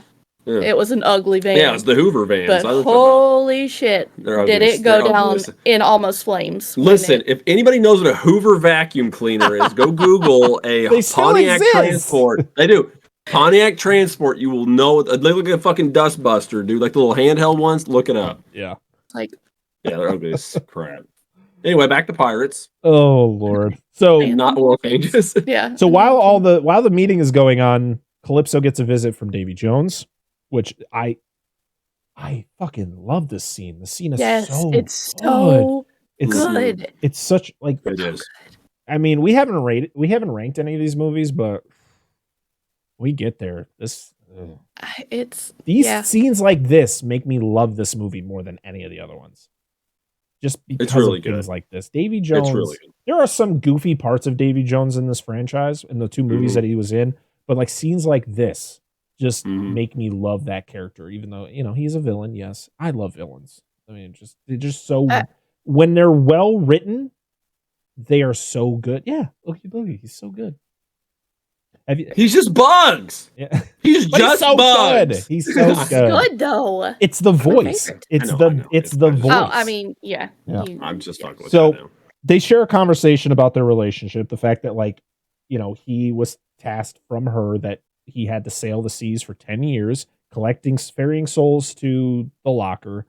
and he got to go to shore one day every 10 years. And with his one day, he went to where she was supposed to be and she wasn't there. And it was this whole thing was like, well, that's just, and she kind of like puts it out like, well, that's just who I am. And I was like, what was she doing? Was she off sleeping with other people? She's a bed maiden. Okay. I kind of felt like that's what she was trying to say. Like, she's like, I am not the type of person who can be with one person. Well, but I mean, if you think about it, it's, I mean, the kind of the randomness of the sea that like captains and, you know, folks that they tend to refer to the ocean as just unforgiving or random and stuff. And that's kind of fits the personality that she is. And he, of all people, should know that. But of course, he expected different from the situation. Yeah. I don't know. I'm not trying to side with one side or the other. I mean, it's not good either way. They just weren't compatible people. So my question is, does he cut his heart out before that, or was it after that? After that happened? Probably after that. So like he gets mad that she wasn't there, cuts out his own heart, and then that's when he doesn't do what he's tasked to do, and that's why he turns into the, you know, what he looks like now. Why his crew looks like a bunch of sea monsters, and you get the whole thing where she literally is like, "I remember this guy," and she touches him, and he turns back into a human. Yes, which is really cool. Did you notice the subtlety of the scene? There's a subtle moment. I noticed it. When he is as a human and he reaches into the cell to touch her, he uses this finger. So I think Bill Nye actually has a problem with his hand, where I don't think he can straighten this finger, because in the thing I was talking about before, that GQ thing, when he's talking, he talks with his middle finger. Oh, see, that's what I was wondering, if it was that or it was the fact that, you know, how his claw. I like your reasoning. I like your reasoning. I kind of want to believe that, but after watching that thing, he talks with his middle finger. Like when he points and does stuff, it's always with his middle finger. And I don't know if he just can't straighten this one, or if that's just how he talks or how he uses his hand. Do you think how this whole problem came about? This is how I'm reading it in a modern context, right? So Davy Jones, he goes to meet his lady once every 10 years, doesn't get a meter, like calls her up, she's not there, she's hanging with her buddies, or she's having sex with the dude down the road. That's the thing, it's 17, 20, 30, whatever, 17, 30 something, and you know, it's not like you can just call her up and be like, where you at? It's like, I gotta go walk around the town, and then by the time I find you, I gotta be back on the ship. Yeah, exactly. He's got one. Does he die? Does he just die if he doesn't go back? I would assume so. Do you think it just converts, goes to somebody else, like it just bumps to the next person or something? But what I'm saying is, just assumed that it may forcibly, like Jungle Cruise, it pulls them back to the river, pull him back. Yeah. What I was thinking of was, do you think he just goes and like hangs out with his? Because apparently he used to be a pirate lord. Yep. So like he wants to go like hang out with his pirate lord, but do you think he's just blue balled and drunk as fuck? High on every kind of medicine man fucking powder he can find, and just like, fuck her, you know, she wasn't there when I wanted a piece of ass, we should get her back, blah, blah, blah. Here's how you're gonna do it. And there's this whole scene. This is how I'm thinking of it in my mind, by the way. Probably not how it went. I mean, that's why we need a Davy Jones origin movie, because I want to know, for one, how he got the job to begin with. Yeah. Like, did he die at sea and then like that's how you become the captain of the Dutchman? I want to know. Give me a whole movie on this. I will watch it day one.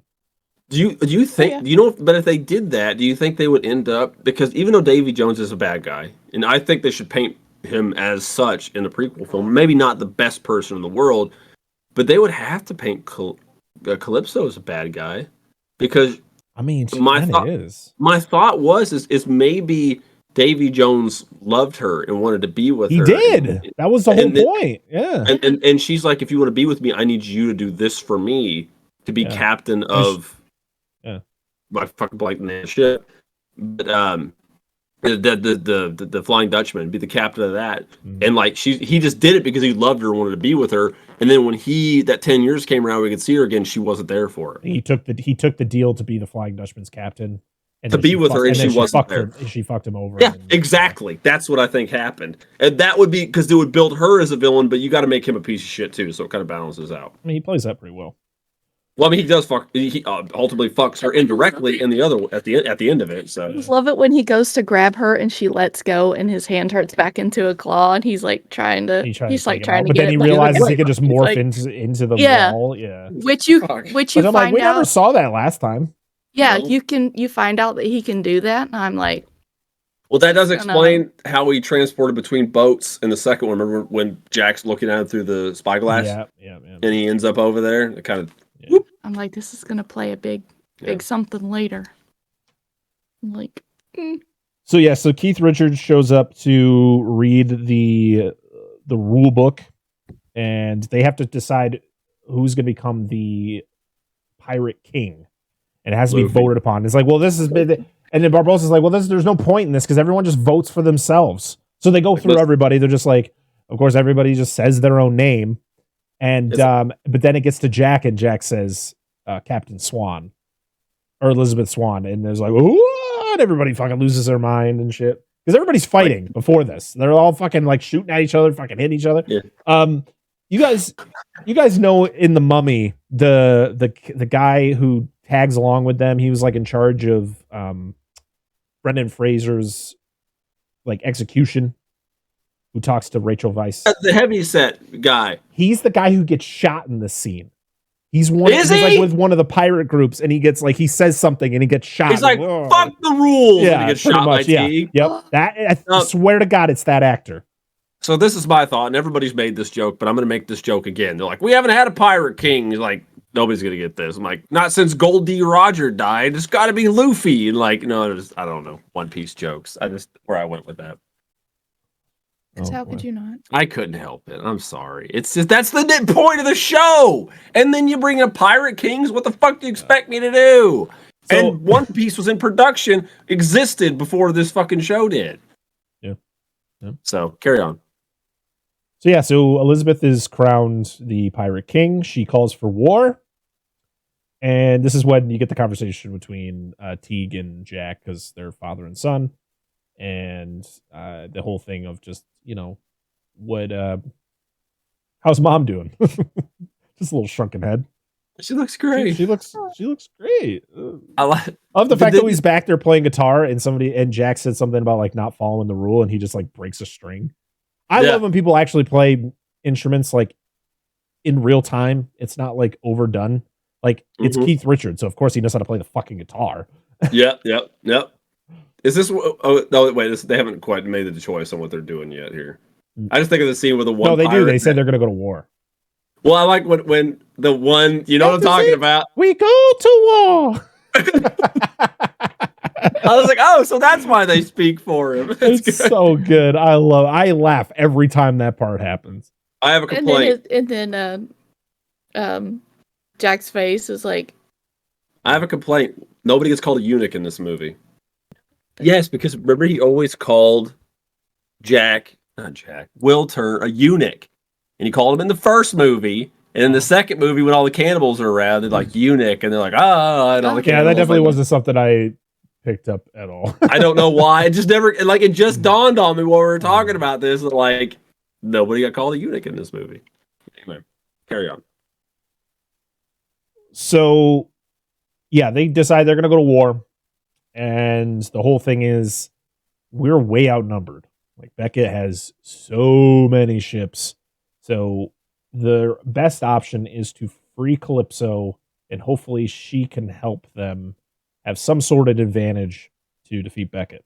So we get a really cool Western music that's played like from like a Western. Yes. That's played when they meet up. It's like Jack. Yeah. It was Jack, Elizabeth, and it's Jack, Elizabeth, and Barbossa, and then it's Davy Jones, Beckett, and Will. Yep. Davy Jones and his bucket. His little bucket he's in. Yeah. So good. Like somebody had to carry him to that bucket. There was water buckets behind him. Did you not see him lined up? There's two behind him. You're right. I did pick up on that. Yeah, I didn't see that. For some reason, not this time, but I do remember seeing those. That's so funny. It's fucking movie, you can just see him stepping in one and then like swinging his leg around, stepping in another one. Yeah. So it's one of those things where they meet up about like, hey, just letting you know if you fight us, you're all gonna die. Like we have way more ships. Will's like, of course you guys understand I had to do what I had to do to get my dad, and there's like, okay. And then they find out that Jack is the one who led Beckett to the Brethren Court. And so Jack's like, I'm innocent this time. It's like, no, you're not. Like if you want to know the one responsible, you look to your left and everybody looks to their left and Jack's like, yeah. oh shit. I love the whole thing where it's like Davy Jones is like, first off, you gotta spend 100 years on the Dutchman. He's just, dude, he wants him so bad. He's like, that's been repaid. You got away, and it's not repaid. Yeah. I mean, to be honest, I feel like that's some bullshit. It is. He said his debt was repaid. If you captured me, he said his debt was repaid. He got captured, was in the locker, and then he got rescued. Or even if he escaped. No. Just because I got out of there doesn't mean that it all starts over again. That's just because you have shitty security.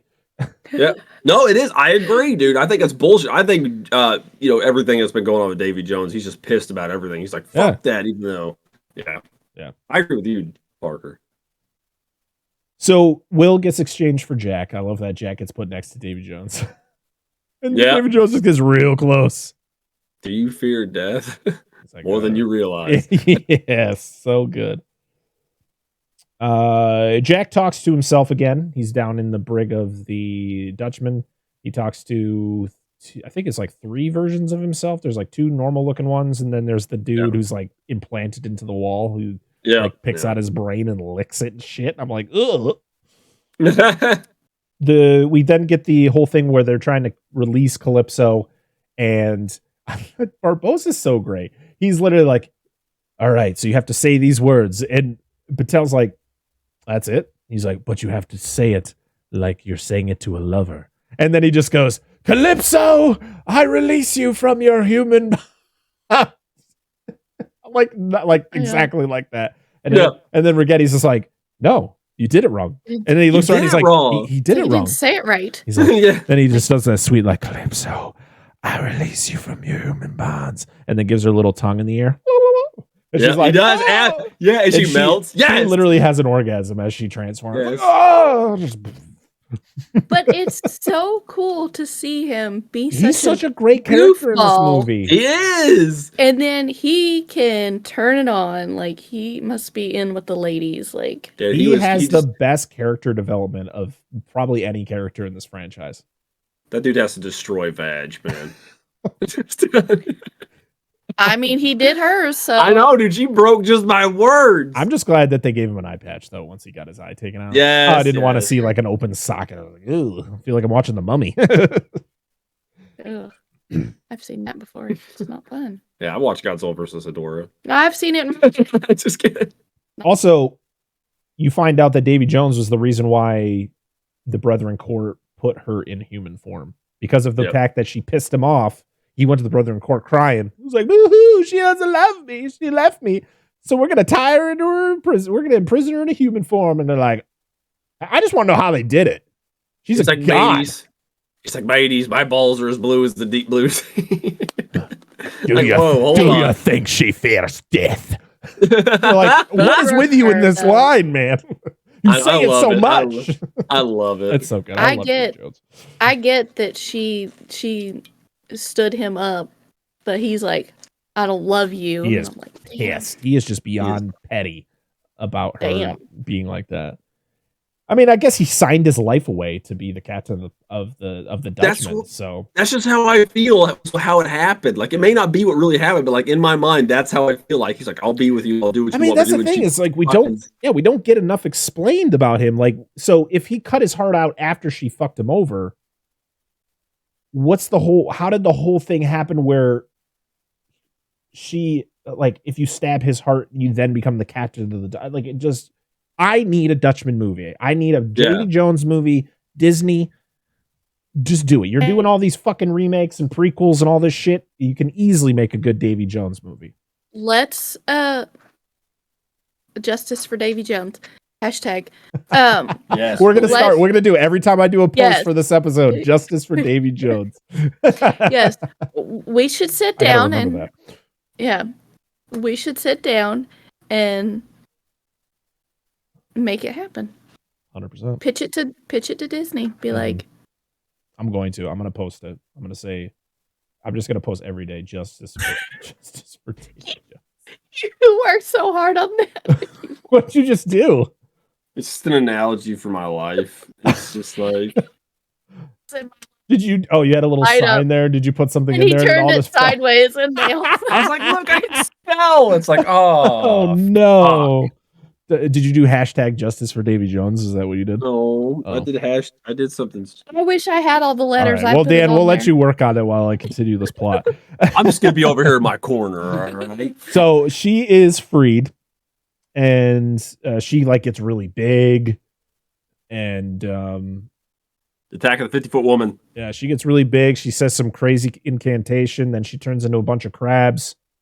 And she goes into the sea, and then nothing happens. He exploded. Yeah, and then nothing happens. I love that until he takes one off of his nose, and Rigetti has to take one out of his pants. His pants? Dude, it's because I told you he's like stuck to his hands. That's what I'm talking about, dude. She was trying to get there. Trying to get there. So, of course, because they don't think anything is going to happen, like she's not going to help, Elizabeth gives a whole speech to try to rile everybody up. And this is when we get like hoist your colors. So all the pirates, they hoist their pirate flags. Elizabeth gives us this rallying speech. Yeah, yep. And we get the song playing behind it, the instrumental. And all the flags are based on flags of real world pirates. Yep. Which is so cool. They sure are. So this is when you get it starts to rain, and Jones knows immediately that Calypso was set free. And another fucking amazingly shot scene of him just like looking up, and he's like, he sees the clouds come over, and he's like, Calypso. And then like the rain starts to hit him, and he just gets so fucking mad that he runs up to the controls of the ship. And I love where the guy, this is when the maelstrom forms, and he's like gonna go straight in. He's like, she's not gonna hurt me. She wouldn't harm me. We're going in. And the guy, and the lackey there, Beckett's lackey, is like, are you crazy? And he's like, what? Are you afraid to get a little wet? Barbossa takes control of the Pearl per Elizabeth and Will's kind of, they asked him to do it. Yeah, as he's looking at his hand again. The one that, yeah. Yep. So Jack escapes from his prison in the way that he was set free in the first one, where he's just like, oh yeah, there's some sort of whatever hinge it was, and he pops it off. And half barrel. Yep. Half barrel hinges. He's talking to himself. And guess what? He goes to get the chest, and guess who's there? The two guys from the first one. Yeah. I love these guys. I said in the first episode that these guys were in every one. I don't think they were in the last movie. I don't remember seeing them. But these are the same two from that scene in the first one where they. No, they are. Are they? They are. Yeah, they're outside of. It's got something to do with Beckett. Something he's doing, and they're dressed in his darker blue East India Trading Company outfits, like uniforms. Yeah, and you see him for just very briefly. It's like 1 or 2 shots, and that's it. So Jack takes the chest while they have a conversation about fish people. Do fish people have rights? That's the whole conversation, pretty much. No, I mean that's fair. Yeah. Discrimination against merfolk, man. So we get Jack and Jones fighting. I love how Jack walks out and Jones is about to walk in somewhere. They just meet up and they're just like, there you are, Jack. So this is, but before this meetup, this is when we get the death scene of Beckett's lackey, which is so good because Jones purposely tackles him to the ground and then picks him up, and he's like gonna choke him, but his fucking tentacles from his face crawl inside and literally just strangle him from the inside. And you get to see his face after they come out. It looks like he went about 17 rounds with Mike Tyson. Not a good look. Fuck, dude. But when you first see that first tentacle go in, I'm like, yeah. I remember seeing that for the first time, going, "Holy shit! What is this series gone to, man? This is crazy." He's deep throating some tentacle there. Yeah, he is. Come out your nose. This is a scene that I'm kind of divisive on whether or not I think it's unnecessary, or is it like just really cool, just the way this all goes down. When Will and Elizabeth are fighting on the deck of the Pearl, and they, Will asks her to marry him, and then they all go through the whole ceremony thing, asking Barbossa to marry them, but they're fighting in the middle of everything. I'm a little busy. Yeah. Now? I feel it is. I get why they did it, I guess, but it feels unnecessary. Yeah, it seems like it goes on a little too long. Mm-hmm. So we get more of Jack and Jones fighting on the mast of the Dutchman. I love this. Jack's holding the chest. They're doing their thing. I'm like, how the fuck are they balancing on the mast? Especially Jack, because he's a human. Yeah. He's just a regular guy. Jones is a supernatural being who could easily just do whatever the fuck he wants. Yeah. So they're fighting. We get the ceremony for Will and Elizabeth. We also get the fucking hermit crab guy. He gets the chest dropped on his head and then he falls overboard. And I'm like, no, not that guy. That's what I told Angel. I was like, that fucking guy. He gets his head back and he just gets fucked. Yeah. So we then get having a good time. Yeah. So we then get a sword fight between Will and his dad. He's trying to get into his dad's head, like, hey, it's me.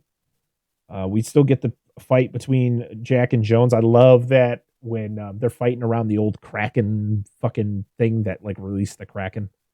Yes. He like goes through it. And then as he's like in the middle, Jack spins him around. But then when he stops, he's still right in front of him. Poor Jack.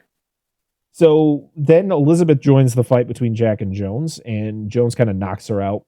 And then it's the whole thing where Jack is too preoccupied with getting the chest that before Jones is about to kill Elizabeth, Will kind of reacts to it and he notices, oh, you guys are in love. Yeah. And actually before that though, I think Will stabs Jones, right? And he's just like, oh, you missed. You missed. You remember I'm a heartless heartless wench. I was like, oh, that's a good one. But I like how he bends the blade so he can't take it out. Yeah, yeah. And the craziest thing is the whole time, Davy Jones is using Will's sword to fight. Yep, yep.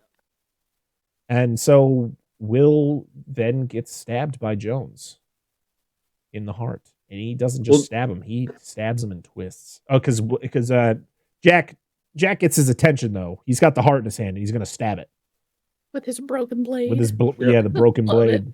He pulls earlier in the fight. He pulls it out, and he's like, "Oh shit!" Forgets it's broken. But yeah, he's threatening Jones. I love that Jones is like, "You're a wicked man, Jack Sparrow." I was like, coming from you. Yeah, that's what I thought. This is when you get to see, though, that beautiful whalebone peg leg of Davy Jones as he's just kicking the shit out of people. And so Jones stabs Will, and that kind of puts Jack in a situation because Jack was going to stab it himself because he wanted to be the captain. But then we get the whole thing where Bill kind of snaps out of it and he attacks Jones, which I thought was a pretty cool fight, even though he doesn't have any chance of beating him. He gets thrown around with the fact that like he stands up for Will, but then it distracts Jones enough where Jack gets over to Will, puts the knife in his hand and stabs Jones's heart. And I love when his heart is stabbed though, and this reaction, his little tentacles kind of like flinch, like, oh. Yeah. And he's like, oh. And then he's like, Calypso. And then falls. Well, I was gonna say, if you actually look, like when they show Will's body later where he got stabbed, it was way too high to be his heart. It's like in his left lung. Yeah. Which was still fucks to me. I think it's one of those things where he stabs him and he fucking twists. Like he does. Oh yeah, he does. It's a shame he dies by his own weapon. It's the longer cut because they have to cut his heart out. That's later. No, that was later. This is when Jones stabs. That's a separate blade. When Jones, that's a separate thing. Yeah, I didn't see this. Yeah. I didn't. But we missed the part where Davy Jones was actually scary, where he screams. Yeah, his tentacles. Oh yeah, Jack reacts. Yeah. Yeah. I was like, that was one of the only times he was actually physically scary, not like just menacing in what he does, but actually like. I thought it was really cool. Yeah, because Jack screams like a little girl. Yeah, it's so funny. Runs away. Yep, but Jones is dead. He falls into the maelstrom. But because Will is dead and he stabbed Davy Jones's heart, he is now the captain of the Dutchman, and he has to get his own heart stabbed or cut out. So, but Jack and Elizabeth, they scram before that happens because the whole crew swarms them, and they do their thing. Yep, chanting the part of the ship, part of the crew. Part of the crew. The Dutchman needs a captain. Yeah, and then it's Jack's father that actually does it with the blade that he gave him. Yeah, which is I think was pretty cool because he pulls it. He said, "I'm not going to hurt you," and then he stabs the ship or whatever into the railing. Or into the railing. And that's when he kind of like snaps out of whatever phase or hazy was in there. But I mean, like Dan said, he was killed with his own blade. The blade that was supposed to go to Norrington in the first one. Yep. So the Pearl escapes from the Maelstrom. You see the Dutchman kind of get consumed by it. And then it's the whole thing where like they get out and like Gibbs is like, we should do what all pirates are good at doing, run. And Jack's like, I'm not much into following the rules. So their whole thing is they're just gonna go. And Beckett is like, I got this. He's like drinking tea and shit. Yeah. He's like, just destroy. Yeah. I said tea time on the deck of the boat. Yeah. Like that's odd. Like you don't normally have tea time outside. Yeah. Like he should be hiding in his it was office really or whatever. Windy and shit too. But this is when the Pearl the Pearl's just standing there. It's just sitting in one spot, and they're just gonna come and pretty much destroy it. But then the Dutchman comes out. But the coolest thing about when the Dutchman reemerges is that it cleans itself up.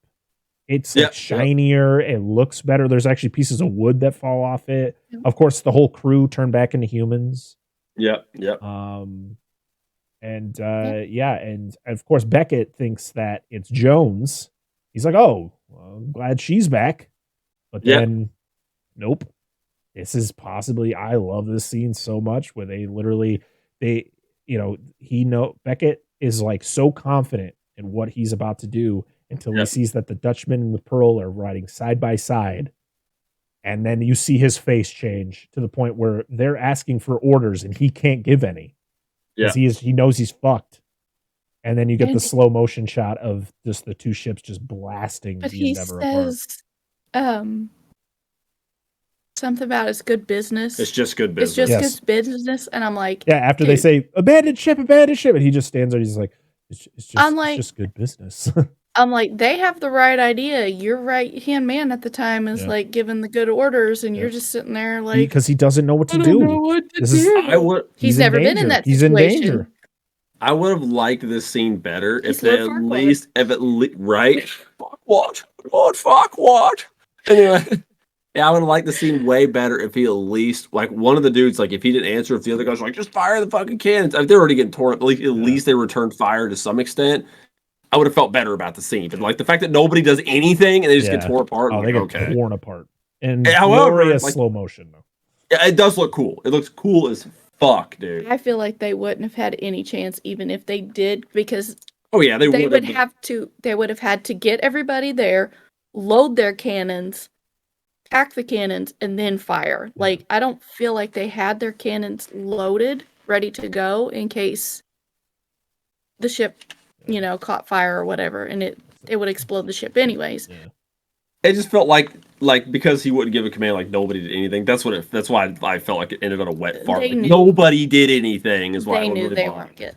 Yeah, but like I don't know. That's just you got the whole thing where he's walking down the steps as he gets closer to the bottom, like a cannonball's coming through, destroying the whole thing until the point where he's gets engulfed by flames. But then there's a shot where it shows a guy landing on top of a East Indian Trading Company flag. I'm like, is that Beckett or was that just a dude? Probably just a dude. I don't know. Yeah. I assumed it was Beckett because the ship exploded. Yeah. Yeah, I assumed it was. It fucking explodes. Yeah. Yes. And then it just immediately goes down in a blaze of glory. It sinks so fast. So Will is the new captain of the Dutchman. You see the scar on his chest where they had to cut out his heart. Mm-hmm. Of course, Will is going to try to do the job the way he's supposed to. Pretty much all of the crewmen don't have debts anymore, but Will's dad's like, well, I have a debt that I need to repay. And I'm guessing it's to spend more time with him. Like he wasn't able to be his father, so that was his debt. Yeah. So he pretty much get to the wheel, Mr. Turner. Yes, Captain Turner. Yeah. It was cool though. Like he ends up being a pirate and he gets to spend that time with his dad. Yeah. And I mean, assuming I've never seen the other two that follow this, but Will's gonna do the job. Because he is one to do the job. Like as you've seen him as a blacksmith and everything else, he does his job. So well, that's the thing. Like his job is to ferry souls lost at sea to the afterlife. Yep. Is it that hard? No, I think because I don't think his job is to destroy ships or to just kill people like Jones was doing. Yeah, it was just to ferry souls. Yeah, Jones just took it too far. Baby. Yeah, he hurt my feelings. You hurt my feelings, Calypso. I now Squid Man. I now Squid Man. But also, like, the whole thing with the ship reverting back to its original state. New captain, new crew. Yeah, it's like you said, it's fresh start. You said we were watching. I was like, I mean, you see the fish parts falling off, and like his dad pulling off the starfish off his face, and it's like, oh, they've got The starfish is just like, starfish love me. I love that song. But yeah, new captain, new crew. Yep. They have to restart there. It's cool though. It gives them all a second chance. It's only fair. And like he's gonna let him go, because he's like, I can pirate the Fuck you, I'll pirate the ship myself. Yeah, like he can steer the ship wherever it wants to go. Yeah. He don't need nobody on there, but So Elizabeth has kind of a ceremonial exit off the Pearl. I love the whole thing where she meets up with Jack and she like kind of goes in to like give him a kiss. He's like, yeah, let's not do that again. Once is enough. The last time didn't go so well for me. Yeah, I thought she was just gonna give him a hug. Like that's what I would assume you would do. But she's all about locking lips with people, so I don't. But Gibbs is like, your chariot awaits, and it's just a boat hanging there. He's like, the oars are inside. Like you're going to this by yourself. Yeah. So she gets to be with Will for a day. They have a very hot and heavy day. We even get a weird scene where he's like stroking that thigh. I know. He's getting all up in that thigh. I'm gonna need the other one. I'm like, damn, I don't think we'll ever gonna get. I don't think anyone would ever get that close to Keira Knightley's thigh other than her own husband. But I saw it up close. Hello there, Keira Knightley's thigh. How are you doing today? Hello, puppet. Yeah, exactly. Oh yeah, I love that was the last thing that what's his name, Pintel or whatever. Pintel says to her. He's like, goodbye, Poppet. I was like, oh, love it. Fun night. She's been Poppet since day one. Mm-hmm. So yeah, so they have their thing. Will leaves. Jack is like bringing two women from Tortuga to go see the Pearl. Well, Barbossa's like, peace out, Jack. Takes the Pearl. And of course, Gibbs is passed out drunk on the dock. Doesn't realize the ship's gone. I love it. He's like, Mr. Gibbs, someone has taken the ship. And he's like, what ship? And he's like, oh, Jack, somebody took the ship. No. He's like, really? He's like, we're on the ship. Oh, that's right. He's got like a teddy bear. He's like on the teddy bear. Yeah. But yeah, he so Jack decides he takes a little dinghy boat, and Gibbs gets to take. He tries to hit on the ladies. And hey, ladies, what do you know about sea turtles? Yes. But you find out that the charts that Barbossa had, Jack cut them because the crew of the Pearl ask about them, and he opens it up, and it's just a big hole. And then Jack's on his little boat with the thing, and he turns it, and it says, it says something about like the Fountain of Youth, like that's the whole thing. Yeah. And I was like, oh shit, way to set up for another movie, because this 100% set it up. Like even though I feel like at the time they were like, we're not going to do any more, you were doing more. And as soon as I watched this movie, I remember literally writing, because I like to write like ideas for movies, and I was like, the Pirates 4 is going to be about Blackbeard, and then it came out and it was about Blackbeard. I was like, you bastards, you took my idea. I got a question. Is Pirates 4 about the Fountain of Youth? Yes.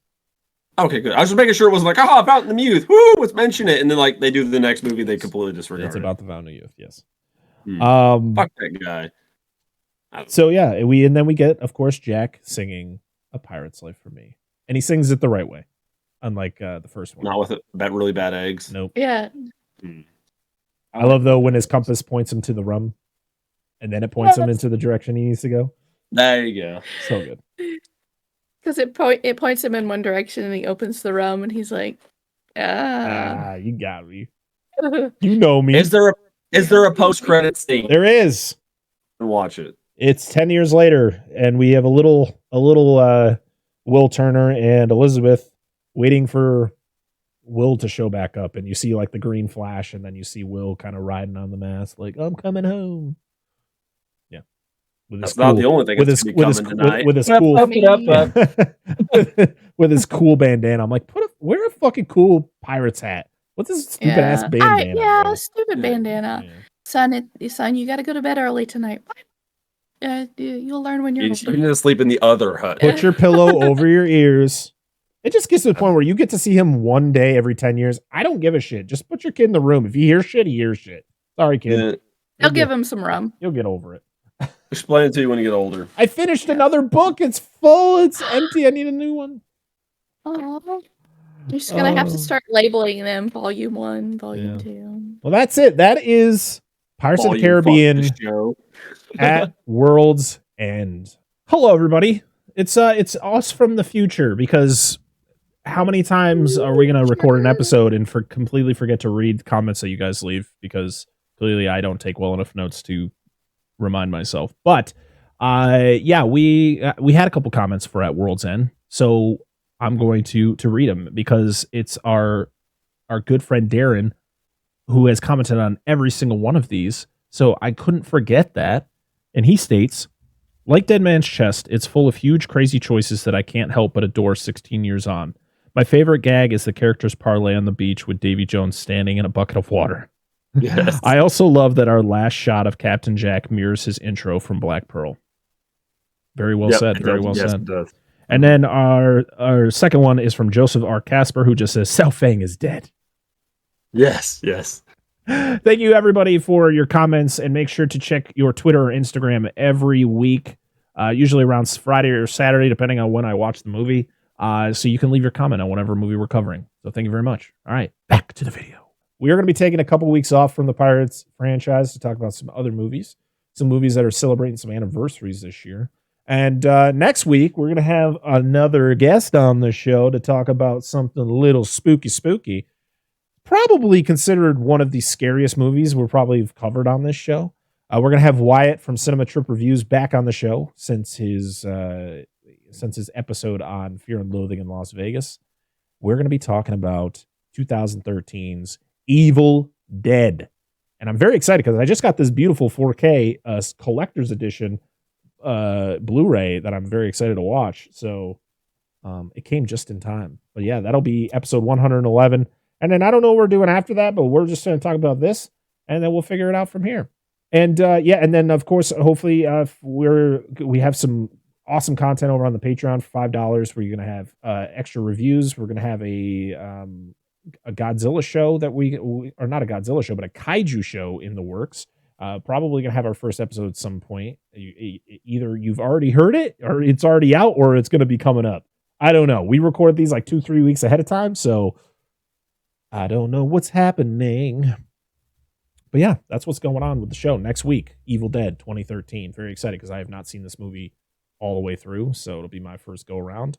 And I love the Evil Dead franchise, so I'm very excited to see how this stacks up to the original trilogy. So I've heard great things, and I saw Evil Dead Rise, so I'm expecting good things from that movie. But I'm very excited because it's definitely a movie with not a lot of comedic elements to it. So it's gonna be interesting to see how this episode goes. But I'm very excited to have Wyatt back. As you all know, I did an episode with him on Matrix Reloaded recently. So make sure to check that out over on his show. Make sure to check that out. But yeah, it's been fun talking about Pirates of the Caribbean the last 3 weeks, and we're gonna be back in a few weeks to jump into the fourth one. Dan. Yes. Andrew just pointed out to me, I didn't even realize, apparently, if you have not seen it and you want to watch it before we talk about it, Evil Dead 2013 is on Tubi. It is, yeah. I did not know that. I was like, really? Yeah. It's such a new film. But anyway, yeah, if you want to know, if you want to like have the same information we have, there you go. Yeah, there you go. But yeah, that's it. That's episode 110, everybody. This is talk about these movies. A lot of fun. Getting to talk about these movies that really were a lot of fun for me when I was a kid, teenager, and stuff like that. But yeah, I'm very excited to talk about Evil Dead next week. And then, very excited to get back into this franchise for the final 2 movies because it goes places. Some places not as good as others, but it's definitely, to be honest, it's definitely better than a lot of the franchises we covered, where it's a lot of good in the beginning and then kind of like oof once you get towards the bottom of the barrel there. I gotta say, the 4th and 5th movies, they are fun. It's greed. Oh, absolutely. It's Disney. Like, it's stop. People don't know how to stop when the getting is good. Like, it's like they have to stretch more. Yep. And it's like, 100%. Just leave it. But yeah, you can follow us at Dissect That Film over on Twitter, Instagram, Facebook, TikTok. And you can also find us on all the podcast services, Apple Podcasts, Spotify, iHeartRadio, Good Pods. I'm trying to think. YouTube, if you want to watch Google Podcast. And of course, we're on YouTube if you want to watch the video versions of us. If you watch us on YouTube, make sure to like, comment, and subscribe. And leave us your comments because it's fun to read those. And also, if you listen to us on Apple Podcasts, Spotify, or Apple Podcasts, or Good Pods, or anywhere where you can leave a review on the show, make sure to give us 5 stars and leave us a nice review. Tell us how much you like the show, or just give us whatever you think we deserve. If you're on Spotify, make sure to rate us 5 stars because the more reviews we get, the more ears we go into, and that's cool. And we'd like to get to 20 5-star reviews on Spotify. We're at 15 right now, so make sure if you listen to us on Spotify and you haven't rated us yet, do it. Please, it's free. It doesn't cost you anything, so that's cool. Fucking do it. Do it. You can follow Angela and Dan on all their links down below.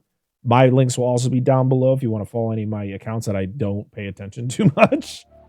And we have a Patreon. Your email address. Yeah, right. Oh, yeah. You can also email us at dissectthatfilm@gmail.com if you have any suggestions on movies you'd like to see us cover in the future. Or you just want to say, hey, that's cool too. We don't get many emails on there, so it's always good to see people, leave cool emails.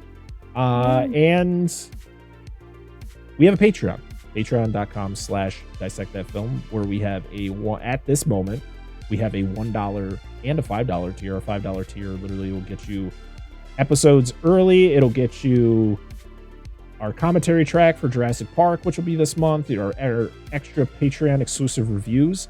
And if you just want to subscribe at $1 on Patreon, you'll get our episodes early. And it's just, we appreciate you. It's definitely not something that we beg for, but it's definitely a huge help for us to get better equipment for the show and, make this a little bit, looking a little bit better, sound a little bit better and all that fun stuff.